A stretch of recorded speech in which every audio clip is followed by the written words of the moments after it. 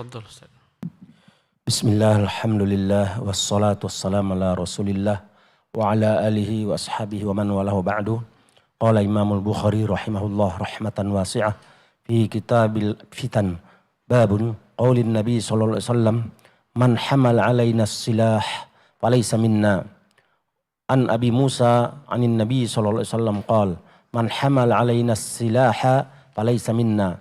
Wa an Abi Hurairah anin nabi sallallahu alaihi wasallam qala la yushiru ahadukum ala akhihi bisilah fa innahu la yadri la'alla syaitana yanzi'u fi yadihi fayaqau fi hufratin minan nar. Bismillahirrahmanirrahim. Alhamdulillahi rabbil alamin wa bihi nasta'in ala umuri dunya waddin wa nusalli wa nusallim ala abdihi wa rasulih Muhammadin wa ala alihi wa sahbihi ajma'in, amma ba'du. Rabbi syrah li sadri wa yassir li amri wa hlul 'uqdatam min lisani yafqahu qawli. Rabbi zidni ilma warzuqni fahma wa amalan mutaqabbala. Qala al-Bukhari rahimahullah, babu qaulin Nabi SAW, bab perkataan Nabi SAW, man hamala alaina silaha falaysa minna. Barang siapa yang membawa pedangnya untuk menyerang kami, maka bukan bagian daripada kami. An Nabi Musa an Nabi sallallahu alaihi wasallam qala man hamala alaina silaha falaysa minna. Dari Abu Musa al-Asy'ari, dari Nabi SAW, dia bersabda, barang siapa yang membawa pedang, barang siapa yang menghunus pedang untuk menyerang kami, maka dia bukan bagian daripada kami. An Abi Hurairah an Nabi SAW qala, dan dari Abu Hurairah, semoga Allah meridhoinya, dari Nabi SAW, dia bersabda, la yushiru ahadukum ala akhihi bisilah. Janganlah salah seorang kalian menunjukkan atau mengarahkan dengan senjatanya kepada saudaranya secara mutlak, walaupun bergurau. Jangan seseorang menunjukkan senjatanya dan mengarahkannya kepada saudaranya, walaupun dengan bergurau, apalagi dengan benar. Fa innahu la yadri, karena dia tidak tahu, la'alla syaitana, mungkin saja syaitan, yanzi'u fi yadihi, membuat tangannya khilaf. Akhirnya dia menghunuskan senjatanya kepada saudaranya dengan benaran. Fayaqa'u fi hufratin minan nar. Akhirnya dia akan terjatuh dalam lubang daripada lubang neraka. Maka hadis yang mulia ini, bab yang mulia ini menunjukkan bahwasanya ciri-ciri orang mukmin adalah yang menjaga kehormatan saudaranya, menjaga harta saudaranya, dan menjaga nyawa saudaranya. Jangan sampai dia menjadi penyebab saudaranya tertumpah darah. Maka di antara hal yang membuat seseorang itu menjaga saudaranya dari menumpahkan darahnya adalah tidak mengangkat senjata terhadap saudaranya. Bahkan tidak mengisyaratkan, mengarahkan senjata kepada saudaranya.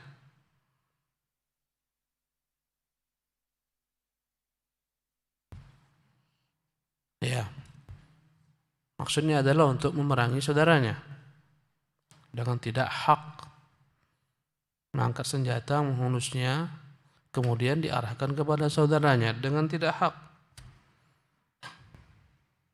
baik untuk menakut-nakutinya, apalagi benar-benar untuk membunuhnya. Karena ini akan menimbulkan fitnah. Tak bisa main-main dengan senjata. Apapun bentuknya, yang bisa membunuh, besikah dia, senapang anginkah dia, apapun juga, tak boleh diarahkan kepada saudara, baik bergurau apalagi beneran. Karena ini akan bisa menjadi sebab dari main-main akhirnya terbunuh.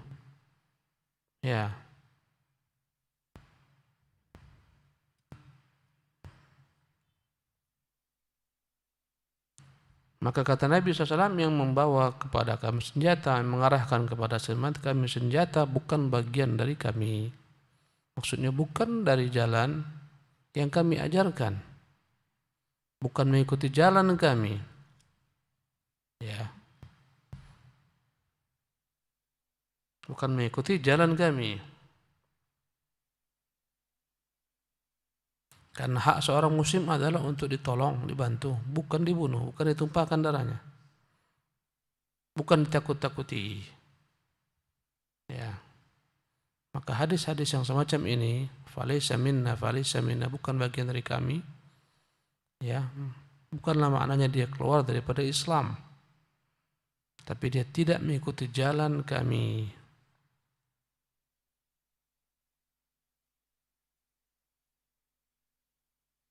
Sebagian daripada ulama salaf mengatakan hadis-hadis semacam ini terima sebagaimana zahirnya.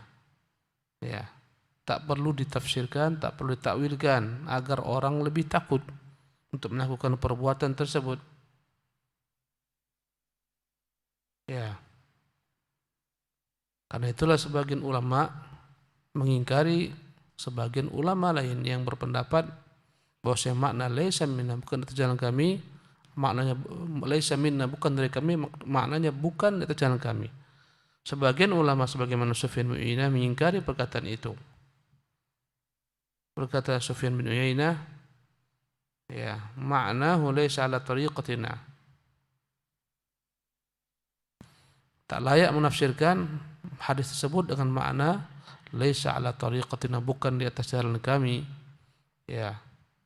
Tapi biarkan begitu saja. Bukan bagian daripada kami, ya bukan bagian daripada kami. Apakah dikatakan kafir? Tak perlu katakan kafir, tapi tak perlu tafsirkan agar orang takut melakukan perbuatan tersebut. Ya. Maka hal ini jika dibiarkan akan menimbulkan fitnah. Karena itulah dalam hadis yang berikutnya, dari hadis Abu Hurairah, la yushiru ahadukum ila akhihi bis-silah. Janganlah salah seorang kalian menunjukkan senjatanya kepada saudaranya, mengarahkan senjatanya kepada saudaranya. Ya. Fa innahu la yadri, karena dia tak tahu, bisa saja syaitan ya menggelincirkan tangannya, akhirnya ya senjata tersebut melukai saudaranya atau membunuh saudaranya. Ya. Berasa syaitan, ya, walaupun dengan walaupun tujuannya hanyalah menakut-nakuti, kadang orang bawa senjata, bawa parang, sekedar untuk untuk menakut-nakuti orang. Dia bawa parang, dia kejar, ya, tujuannya untuk nakut-nakuti, bukan membunuh. Tapi boleh saja menjadi lain perkaranya ketika syaitan berusaha untuk membuat antara mereka perseteruan semakin dahsyat, pertengkaran bahkan sampai pada tingkat membunuh. Maka jangan main-main dalam perkara ini. Ya.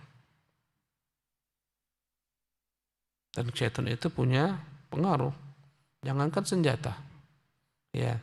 Binatang saja di rumah, tikus bisa dipengaruhi syaitan untuk menumpahkan api, ya, menjatuhkan api sehingga akhirnya membakar rumah.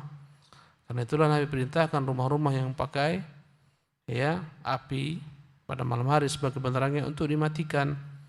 Karena kadang-kadang syaitan mempengaruhi tikus untuk menyenggol api tersebut, menjatuhkannya, menumpahkannya sehingga akhirnya rumah terbakar. Maka demikian juga dalam perkara ini, jangan main-main.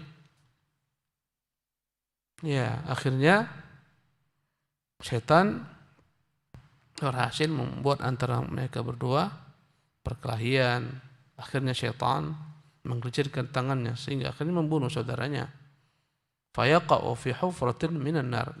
Maka jatuhlah dia dengan membunuh saudaranya ke dalam lubang-lubang neraka. Ya, maka hadis ini merupakan larangan untuk melakukan berbagai macam tindakan tingkatan yang dapat membahayakan. Walaupun hanya sekedar bermain-main, Tak boleh bermain-main dalam perkara ini. Ya.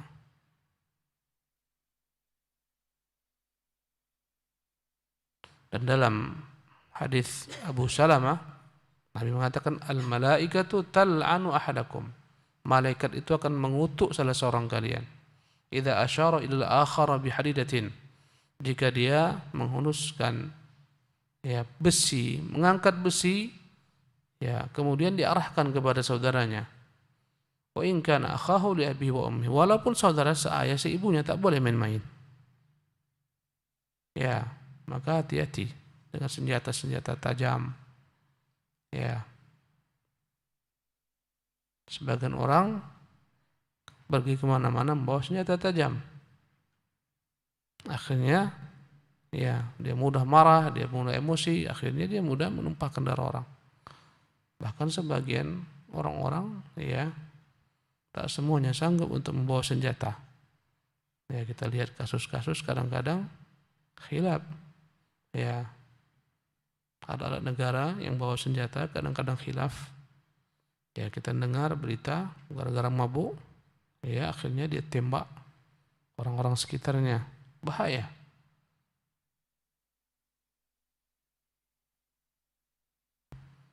Ya. Karena itulah Nabi melarang untuk menyerahkan pedang jika memiliki sarung kecuali dalam keadaan ya pedang tersebut tersarungkan. Ya. Dalam hadis Jabir dengan sanad yang sahih dari Imam Tirmidzi, naha Rasulullah SAW an yata'atas sayfa maslulan.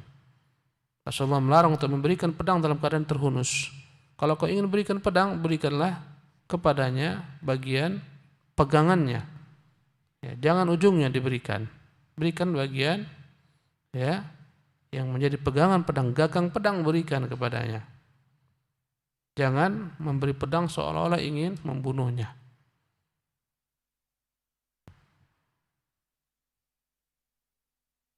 Ya. Dan Imam Bazzar meriwayatkan dari jalan Jabir bahwa Nabi melewati sebagian orang-orang yang mereka sedang menghunus pedangnya atau menghunuskan pedangnya ketika memberikan kepada saudaranya tanpa disarungkan terlebih dahulu. Karena Nabi mengatakan alam azjar an hadza, bukankah sudah saya larang jangan lakukan hal semacam ini. Idza salla ahadukum as-sayfa falyughmidhu. Jika kalian ingin memberikan pedang dalam keadaan terhunus kepada saudara kalian, hendaklah dia sarungkan terlebih dahulu. Tsumma liyu'tihi akhahu, baru dia berikan kepada saudaranya. Ya. Dan dalam riwayat Imam Tabrani dengan sanad yang baik dari Abi Bakrah seperti itu pula. La'anallahu man fa'ala hadza. Allah melaknat orang yang melakukan hal ini. Idza salla ahadukum sayfa, jika seorang menghunuskan pedangnya, fa arada an yunawilahu akhah, jika ingin dia berikan kepada saudaranya, falyughmidhu, masukkan ke dalam sarungnya. Tsumma yunawilhu iya, baru diberikan kepada saudaranya. Ya. Kalaulah saja orang yang mengisyaratkan atau mengarahkan senjata kepada saudaranya kena laknat, bagaimana pula orang yang membunuh saudaranya, menumpahkan darah saudaranya? Tentu lebih dahsyat lagi ancamannya. Ya. Walaupun dalam rangka menakut-nakuti, tak boleh. Ya. Membuli tak boleh, tak ada bully membuli dalam perkara ini. Ya. Membuli saja pun tak boleh, nakut-nakuti saja tak boleh. Nakut-nakuti kawannya, apalagi benar-benaran. Dan jangan kita menakuti orang beriman. Ya. Dan hal ini jika dilakukan akan memunculkan fitnah, pertumpahan darah, akhirnya masing-masing keluarga terbunuh, ya merasa tak sudi, ya tertumpah darah saudara mereka, akhirnya mereka tuntut balas, yang ini dibunuh, akhirnya keluarga yang dibunuh ini, muncullah peperangan. Berapa banyak peperangan antara orang banyak disebabkan dua orang yang berkelahi. Mungkin mereka bergurau-gurau, mungkin mereka mabuk, minum minuman keras, akhirnya berkelahi, akhirnya satu mati. Akhirnya keluarga yang mati ini tak setuju, dia pun membunuh yang lain, yang pembunuh tersebut. Akhirnya keluarga yang Dibunuh ini pun tak setuju, akhirnya perang. Ya. Ini menunjukkan Islam benar-benar menghormati darah agar tidak tertumpah.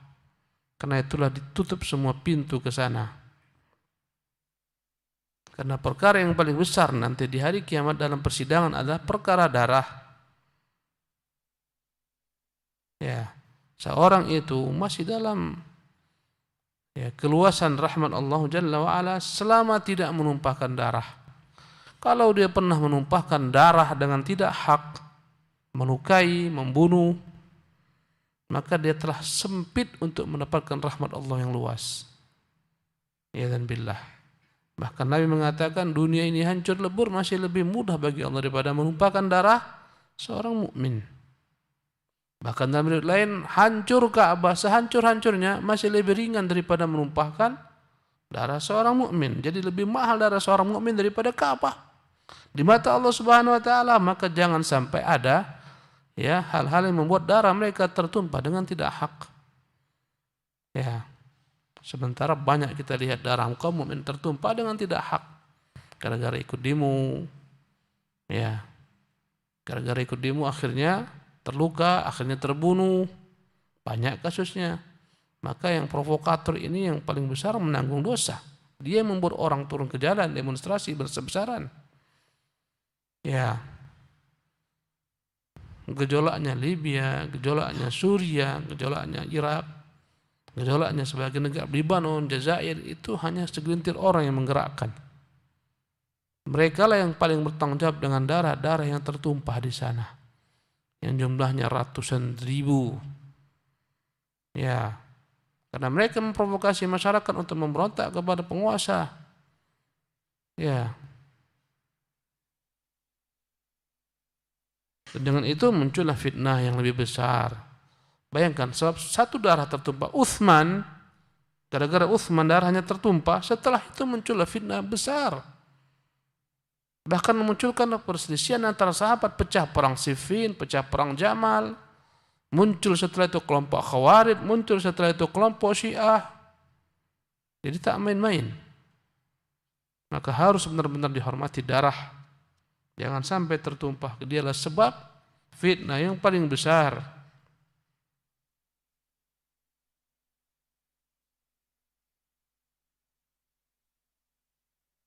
Dan Nabi juga pernah melihat ada salah seorang sahabat. Ya. Bagaimana riwayat Jabir, Rasulullah SAW lewat di masjid. Di masjid tersebut ada seseorang yang membawa senjatanya, membawa senjatanya, yaitu membawa tombaknya. Maka berkata Rasulullah SAW, amsik bini salihah, hati-hati kau dengan senjatamu itu, pegang baik-baik, ujungnya runcing, jangan sampai melukai orang. Qala na'am, kata dia, ya. Kata Nabi, la yakhdash musliman, jangan sampai melukai orang. Ya. Dalam riwayat lainnya, jika salah seorang kalian sedang lewat dan dia bawa senjata, baik di masjid, baik di keramaian, di pasar, dan dia membawa anak panahnya, hendaklah benar-benar baik-baik dia jaga anak panahnya. Bagian yang runcing dia jaga, dia pegang baik-baik.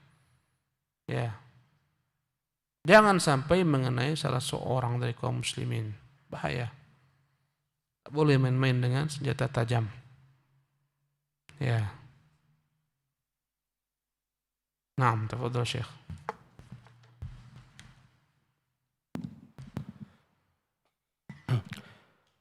Babun qaulin Nabi sallallahu alaihi wasallam la tarji'u ba'di kuffaran yadribu ba'dukum riqaba ba'd. Qala al-Bukhari rahimahullah, babu qaulin Nabi, bab perkataan Nabi SAW, la tarji'u ba'di kuffaran, jangan nanti kalian setelah saya kembali menjadi kufur. Yadribu ba'dukum riqaba ba'din, sebagian kalian memenggal kepala sebagian lainnya. Jangan kembali setelahku nanti kalian kufur. Ya. sebagian memenggal kepala sebagian lainnya.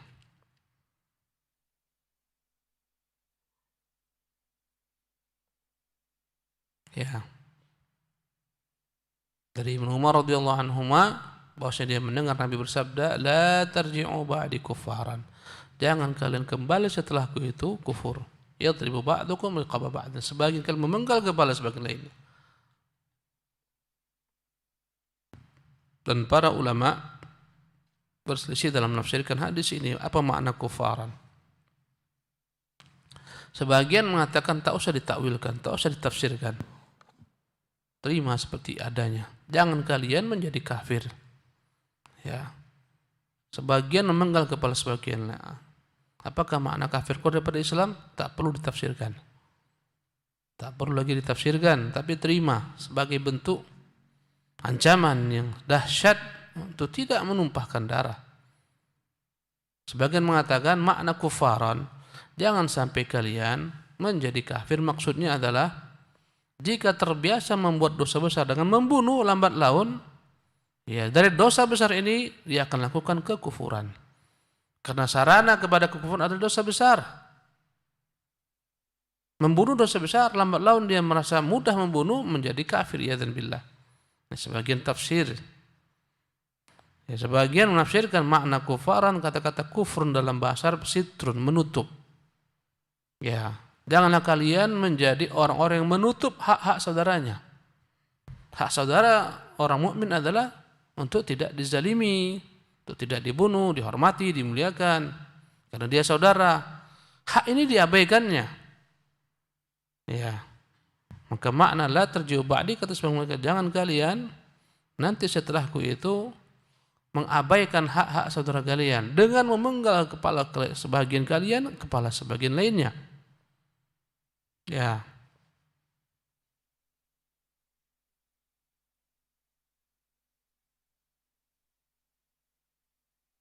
Dari kata-kata kufur juga bisa bermakna memakai pakaian besi. Maka sebagian menafsirkan, jangan kalian memakai pakaian besi untuk memerangi saudara kalian, memenggal kepala sebagian kalian.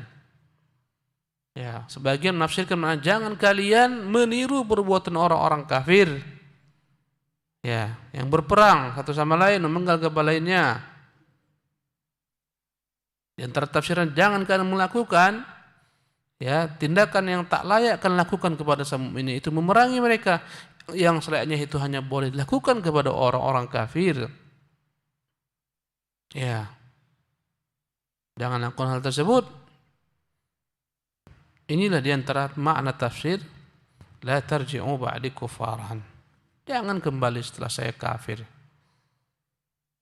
Dan hadis-hadis semacam ini digunakan kaum khawarij untuk mengkafirkan pelaku dosa besar. Kata mereka, lihat ini, ya, orang yang membunuh telah kafir. Ya, tapi kita melihat dalam kehidupan kaum mukminin bahwasanya Nabi SAW ketika mengqisas mati orang yang membunuh, Nabi menyalatkannya, berarti dia tidak kafir. Ya. Bahkan Allah mengatakan ya dalam Al-Qur'anul Karim, kutiba alaikum al-qisas fil qatl. Kata Allah, ya ayyuhalladzina amanu kutiba alaikum al-qisas. Ya. Yang artinya ketika Allah mewajibkan qisas, boleh saja keluarga yang terbunuh ini memaafkan yang membunuh dengan berbagai macam pertimbangan. Kata Allah, faman ufiya lahu min akhihi syai'un fattiba'un bil ma'ruf. Barang siapa yang memaafkan saudaranya dalam kasus pembunuhan ini, maka hendaklah fattiba'un bil ma'ruf, diikuti dengan cara-cara yang baik, itu dengan membayar diat gantinya. Di sini Allah menyebutkan yang membunuh sebagai kata-kata min akhihi, dari saudaranya, menunjukkan dia belum kafir. Juga dalam Al-Qur'an, in ta'ifatani minal mu'minin iqtatalu, jika dua kubu orang-orang beriman mereka berperang satu sama lain, fa aslihu bainahuma, maka damaikanlah antara keduanya. Ini menunjukkan walaupun terjadi antara mereka peperangan tidak membuat mereka kafir, karena Allah masih mengatakan ta'ifatani minal mu'minin, Karena itulah begitu lemahnya dalil-dalil kaum Khawarij yang mengkafirkan orang melakukan dosa besar. Ya. Jadi pemakna kafir di sini, itulah yang disebutkan. Sebagian mengatakan tak perlu ditafsirkan. Sebagian mengatakan ini sarana kepada kekufuran karena dia mempermudah melakukan dosa besar. Sebagian maknanya adalah menutupi hak saudaranya yang mukmin, tak dia pandang, dia abaikan, tetap dia bunuh, seharusnya ditolong. Dan tafsiran-tafsiran lainnya. Ya, sebagaimana hadis yang lain, sibabul muslimi fusuqun. Mencela orang-orang muslim itu fasik, wa qitaluhu kufrun, membunuhnya kufur. Apa makna kufur? Tadi tafsiran-tafsiran telah kita jelaskan. Sebagian mengatakan jangan ditafsirkan supaya orang berhati-hati. Sebagian mengatakan ini bukan kufur besar, ini kufur kecil. Ini jalan kepada kekufuran besar. Ya, sesungguhnya antara seorang mukmin disuruh saling menghormati, memuliakan, bukan saling membunuh. Ya. Ini maknanya adalah kufur dalam pengertian menutupi hak saudaranya mukmin, tidak memberikan hak-haknya, dan tafsiran-tafsiran lainnya.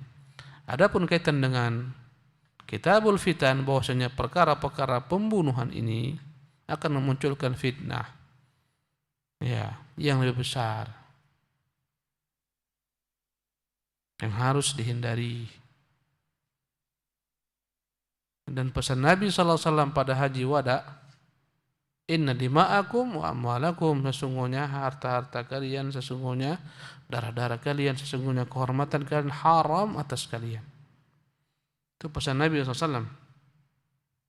Sesungguhnya harta-harta kalian dan sesungguhnya darah-darah kalian dan harta-harta kalian dan kehormatan kalian dan kulit-kulit kalian haram untuk disakiti, dizalimi, ditumpahkan darahnya, dibunuh. Sebagaimana Allah haramkan hari ini, ya, pada bulan ini, di negeri ini. Inilah pesan Nabi SAW ketika berkumpul orang banyak, agar mereka memelihara darah itu tidak tertumpah. Maka alangkah bahayanya para provokator yang menyebabkan darah tertumpah, membuat berbagai macam perkumpulan-perkumpulan, apapun namanya, apakah amar ma'ruf, nahi mungkar, apapun namanya, gerakan-gerakan, ya, perkumpulan-perkumpulan mengumpulkan orang-orang menegakkan amar ma'ruf nahi mungkar, apapun namanya, ya, sehingga akhirnya men-sweeping masyarakat, sehingga akhirnya, ya, menumpahkan darah masyarakat, sehingga akhirnya jemaahnya memberontak kepada penguasa, sehingga akhirnya karena memberontak terbunuh oleh tangan penguasa. Ini tanggung jawab mereka besar di hadapan Allah Jalla wa'ala. Ya, besar di hadapan Allah tanggung jawab dia. Sampai 5 orang kah, 6 orang kah tertumpah darahnya, ya, demi mengamankan dia. Ya, Allahu Akbar. Bukan sedikit tanggung jawab dia di mata Allah SWT di hari kiamat. Bukan itu pahlawan, itu pecundang, mengacau negeri, merusak, ya, membuat gaduh. Orang-orang semacam ini besar tanggung jawabnya nanti di hari kiamat. Jangan dikira tak ditanya, darah tertumpah gara-gara dia. Ya, wallahu taala alam. Wa sallallahu wasallam Nabi Muhammad wa akhir da'wana alhamdulillahi rabbil alamin.